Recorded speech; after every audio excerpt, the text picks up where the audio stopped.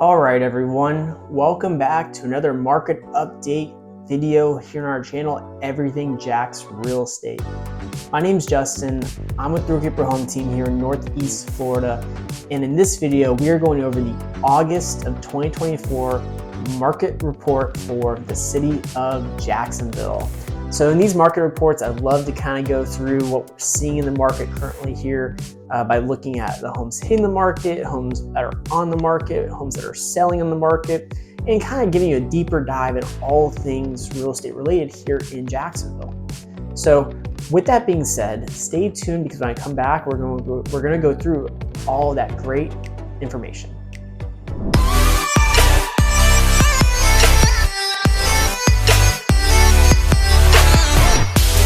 All right, before we get started though, don't forget to like this video, subscribe to our channel, and ring the bell so you get notified when we post more content like this in the future. Again, your subscriptions and your likes, they make a huge difference for us as we continue to grow our channel, so it's always greatly appreciated.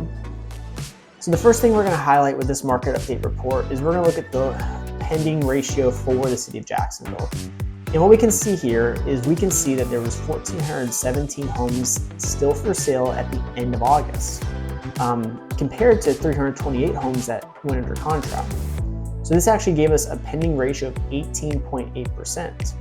This means that the market is being described as somewhat slow, and really for us to be in more of a mildly active market, you gotta be over 20% of homes on the market pending. In this case, we are 18.8, and last month we were actually above 20%. So we are starting to see a little bit of a slowdown in the market. So it's one of those things like, you know, with Jacksonville, when we start talking about August and September and October, you sort of see a slowdown in the market due to seasonality trends for the area. So it's not uncommon. But it is highlighted a bit more this year because of the fact that we do have rates that have been fairly stagnant, at a slightly higher elevated number than we've seen in this past, and we do have prices that are really towards the higher end of where they've been in Jacksonville ever. So definitely does kind of get something to keep in mind. Now, when we take a closer look, we see that homes between the $200,000 and $400,000 price range were the ones that made up the relatively largest amount of pending homes. Not uncommon because that is probably the most desirable price range when discussing the whole City of Jacksonville. We also, those made up the relatively large amount of homes that were on the market. Again, same thing. That's the price range that tends to be the most attractive, most desirable for most buyers here in Jacksonville. So it's not uncommon. That also makes the most homes available here in Jacksonville. Now, we did also see that the median list price was actually $500,000 for all the homes on the market, which tells us that even though the majority or the largest amount of homes on the market are between $200,000 and $400,000, there are still more homes on the market above that range, $200,000 to $400,000, than below that range, which is pushing that median list price up, in this case, to $500,000. Again, that's not uncommon either, because when we start talking about the City of Jacksonville, we have a lot of gated communities, we have a lot of water that homes are on, whether if it's riverfront, beachfront, oceanfront, canal front, and those are always going to be very highly desirable, very higher priced homes that are going to help drive that number up as it is. Next thing we're going to look at is the graph down here, which is going to measure the amount of homes for sale versus the amount of homes pending.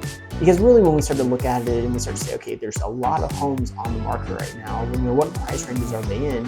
What this graph shows us is the majority of them are honestly $800,000 and below. When you start to get over $800,000, you start to actually see that the amount of homes in the market are substantially closer to the amount of homes under contract for those price points. And so ultimately what that tells us is that the higher price points, there's probably, a little more demand there, and that's because buyers at that price point are probably gonna be less affected by increase of rates than buyers in the lower price points. Now, what it tells us though, if you're a buyer, is that if you're looking between $200,000 and say even $600,000 right now, there are quite a bit more homes for sale than what are under contract, which means there's gonna be quite a bit less competition for you. So you have a great ability right now in today's market to negotiate to get the home that you really do want with those sellers. Then from there, we do see that there was a total of 2,768 contracts that closed in the last 6 months, with a median close price of $439,000. Relatively speaking, that's still a really good price point. That's still a very healthy amount of homes that closed when considering the whole area of City of Jacksonville. And again, that's not uncommon because the fact that the last 6 months are really typically the busiest 6 months here in Jacksonville. When we do break it down, we do see that the homes in the $200,000 to $400,000 price range did contain the highest number of sold listings. So even though that contained the highest number of sold listings, there were still more over that sold than under, which is why the median sold price was $439,000. Now we did see there was 461 homes that failed to sell. Ultimately, with that being the case, that's one of those things we like to look at to just confirm, what's going on with the market. In this case, just do keep in mind, homes can fail to sell for multiple different reasons. And in this case, with it being 461 homes, that's not too bad, but we are starting to see that increase a little bit more than I would probably like. That's something I'll be highlighting in future videos to see how that changes, if that keeps going up, or if that stays kind of stagnant or comes down some. But do keep in mind, homes can fail to sell for multiple different reasons. It can be seller driven, it can be job, due to job, it can be, due to the agent they worked with, so it can be due to a lot of different things. And then we look at the days on market. So the days on market for all active homes was 49 days on the market. So overall, what that tells us that if you are looking to sell right now, do give yourself a couple months to get your home sold. Ultimately, that's not uncommon in most markets, but ultimately, with the way COVID kind of happened and how those years went, we did see that number come down substantially. And so some sellers are having, a little bit longer time really, getting used to this, higher days on market. Now, what we could potentially see in these future videos, that number come up some as we have to go into a slightly slower, typically for seasonality trends, market in the next few months. So just do keep that in mind. Now, how's that compared to homes that sold? Well, for homes that sold in the last 6 months, those homes are only on the market for 17 days. So what that tells us is that, if your home is priced well, if it's in a desirable location, if it has a very desirable condition, you're not going to fall within those same trends as the ones that are still in the market currently. You're actually going to sell a little bit quicker because of the fact that you have a lot of desirable features with your home.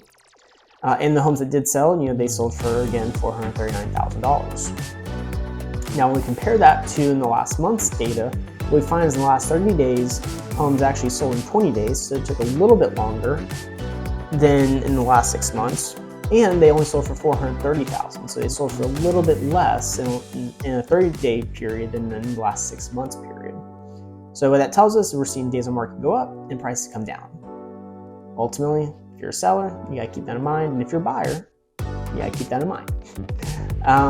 Now, the next thing we're going to look at is the median list to sales ratio, which for this area was 98.7%. That really is just telling us that homes did sell roughly for 98.7% of their asking price. But again, that's their current asking price. That's not what they were at where they started, and that's ultimately also not taking into account if there was any concessions given to a buyer. So it's a great number to use for reference purposes, but it doesn't tell the full story. And then from there, we're going to look at the absorption rate, which for the last 6 months for this area was 3.1 months of inventory. That tells us there was roughly a little over 3 months of homes still available, to where if no new home hit the market, we'd be out of homes to sell.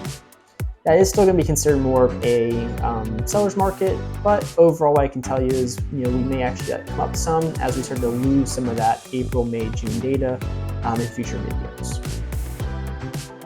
or future market updates. And then lastly, we're just going to highlight at different price points what the absorption rate really was. We're going to kind of dive in deeper into it. And what this table here is actually going to show you is that if you're looking for homes under $400,000, you are going to be probably in still a little bit more competitive market, all things considered, because there is less inventory in those price points. But as you start to go up, you do start to see that there's going to be more inventory and less demand, so you have more ability for less competition, so more ability to negotiate. So if you're looking between 400 and 1.4, there's going to be some options. And if you're looking between 1.4 and 2 million, Well, I can tell you, you're actually in the more of a buyer's market. So you're actually going to have a lot of ability to negotiate at those price points. Just for reference, we saw one the other day over the beaches that came down, I want to say over $500,000. So it does happen, believe it or not. So ultimately, again, if you're a buyer watching this video and you're being told that you don't have the ability to negotiate right now, I would maybe suggest getting a second opinion on that, because ultimately what I'm seeing is you do have the ability to negotiate. Now, will a seller negotiate with you? That's a whole other question. But ultimately, it does kind of paint you a picture of what's going on with the market right now. That's always our goal with these videos. So if you liked what you saw, again, just shoot a like on this video. You're already watching it. Don't forget to subscribe to our channel as well. But if you want to talk more about real estate here in Jacksonville, in the description of this video is a link to my calendar as well as my phone number. Feel free to give me a call or a text, or feel free to schedule time on my calendar for us to meet face-to-face or through Zoom. And I'd love to kind of discuss real estate with you further, what I can do to help you with your buying or selling needs here in the area. Because ultimately my goal is again to help provide as much knowledge as I can for you and your family, so that way when you make the best decision for you and your family, you have everything at your disposal to make that decision. And I'll be able to help walk you through every step of the way. So with that being said, I will see you guys again on our next market update video. Until next time.